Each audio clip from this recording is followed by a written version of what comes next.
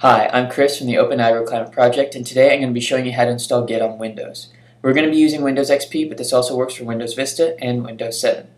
We're going to get started by opening up a browser and browsing to git SCM.com. This is the official Git website. We're going to go to Downloads, and over there you're going to see an option for binaries. Over in the Windows section you'll see a CYG win and an msysGit. We're going to be using msysGit because it is a lighter system. It only installs those things that Git needs to run. We're going to go with the latest feature beta, which is 1.7.02 at this moment. Go ahead and click on that. You'll have to download the file, save it to your hard drive, or run it if you want. Once it's finished, go ahead and run it, and it's going to bring up the install wizard. We're going to use defaults for most of this stuff, so go ahead and click Next, Next, destination is fine, Next. The select components, this is where we're going to change from the defaults. You'll see an option for Git for the context menu entries versus Git Cheetah.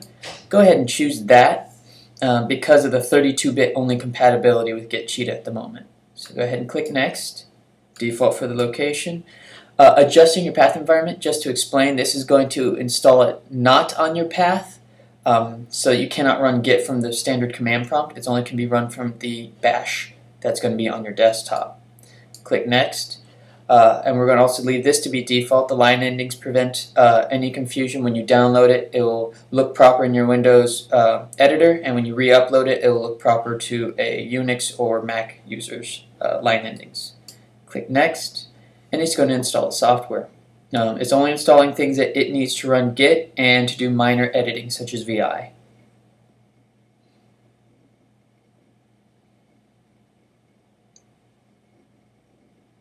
Alright, now that that's completed, we're going to go uncheck the release notes and click Finish. Close our browser, and you'll see that there's a Git bash on the desktop. We can go ahead and run this, and this is a completely isolated Unix environment.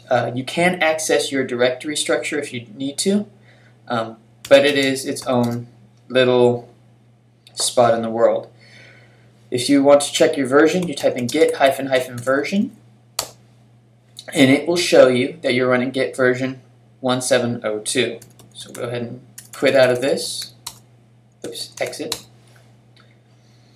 And we're going to go ahead and create a shortcut on your desktop for the Git GUI. Click on Start, All Programs, Git, right-click Git GUI, Send to Desktop. Since I am going to be using Git GUI for a variety of tutorials, we'll go ahead and run that just so you can see what the first interface looks like. It does look slightly different if you're using the Windows Explorer integration, but this gives you all the functionality you need to clone, create, or open an existing repository.